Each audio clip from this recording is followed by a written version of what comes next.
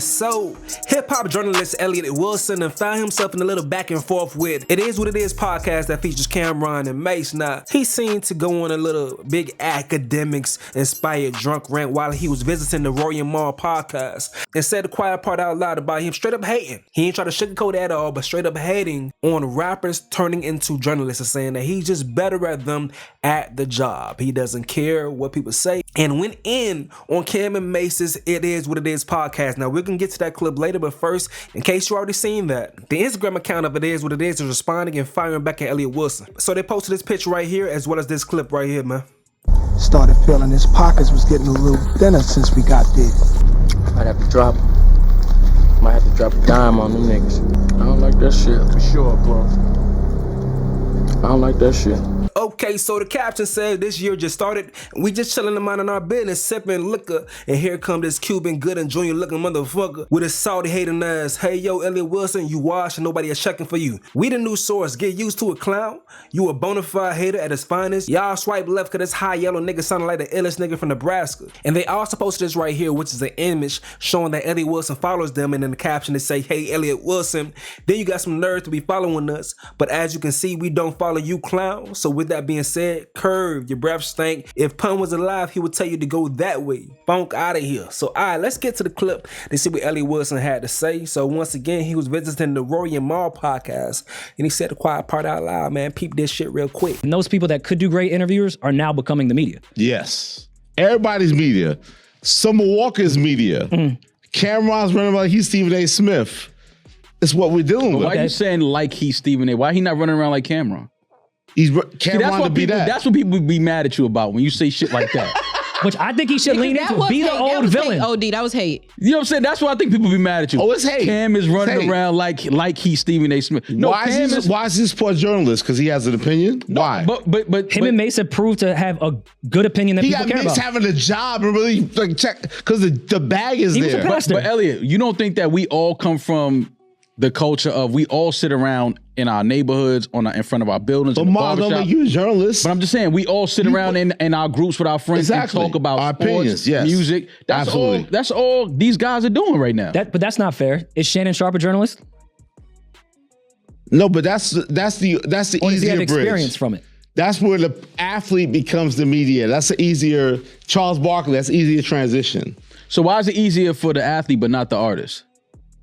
It's not easy, but I don't like it because, like, you imagine, like, this is the shit I do well, and not everybody want to do it, and they get the celebrity off that shit. You don't like it because you feel like they're not coming to the journalists to have these conversations. I'm real with that. Which affects your bottom line. The best I ever do is me with that. So then you want to be that off celebrity or what? So I could talk about that. I don't like that shit, and I'd be a hater. Yeah. It's reality. Yeah, I don't like it. You don't like it because you don't think they're good at it?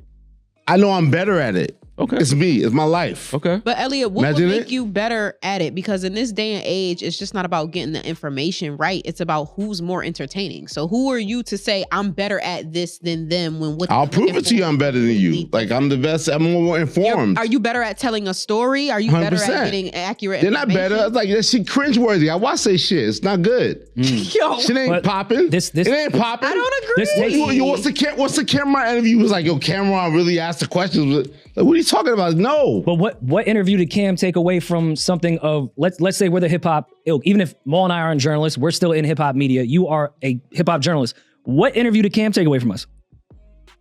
They have celebrity has access to different things that I may not have. And again, I do feel like they underperform. See, I think I have to push Every back. time. I have to push back there because you have had 25 years of relationships with 30, publicists, 30, PR interviews. 30. The three majors where Cam is a celebrity and has, relationships for him being in the game for 30 years. But you have direct relationships with the majors that the rest of the podcasting world never had. So you still do have that. I think we have to go back to the period at the end of the sentence of what the fans want. And with Cam or Young Miami, maybe they just want to be entertained. With Kai, they just want to be entertained. They don't want to be informed. They don't want to be informed. The access goes to them above me. That's the problem I have. That's what it comes down to. You see what I'm saying? Because it seems sexy, like, yo, Cam's a sports reporter now. Hey, woo, Okay, but woo. let's not act like Right? that's not always been hip hop or entertainment at the time. We've seen things that were hot and then failed immediately, but at that time, that was the hot shit that people went to. And That's like any genre. They don't have to fail. It's all good. They can do their thing. I'm just saying, like, yo, I'm competing. I want a shot. I'm in this. I'm still here. I want to compete. But that, I mean, that goes back. But now you sound like the old nigga in the park that don't get picked up no more. And I don't want to be that. You're right. Yeah, but I'm not. stop being that. And I'm not saying that you are that because It's all I good. know your work. Yes.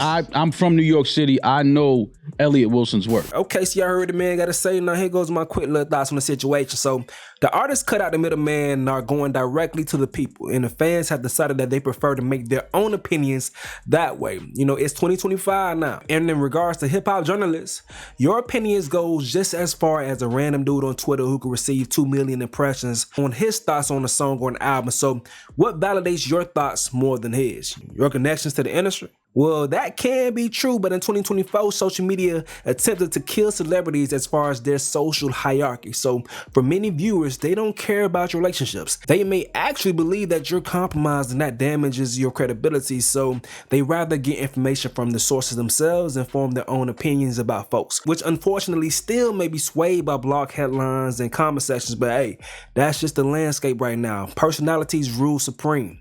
Traditional hip-hop journalism is dying. Viewers are smarter and more resourceful, or at least they think they are. If you can't add anything interesting to a topic such as new information or polarizing perspective, you will not be relevant. It doesn't matter what you've done in the past. Elliott Wilson has had a great career, but he believes that should grant him instant respect by every artist and every consumer. But I once heard industry executive Leo Cohen said he doesn't keep any plaques or awards hanging up from his past accomplishments. You know, to paraphrase, he says he doesn't focus on the past because he's too busy becoming. He's still trying to find ways to be present and relevant in today's time. You know, I understand that mind state, and I accepted that challenge myself like a while ago, which is why my channel is even named Yeah, I'm Stacy, you feel me? Which is like my middle name, a name that I was once embarrassed by because it's a unisex name. My first name was the name of this channel, and then it had success years ago when content creation wasn't even a thing.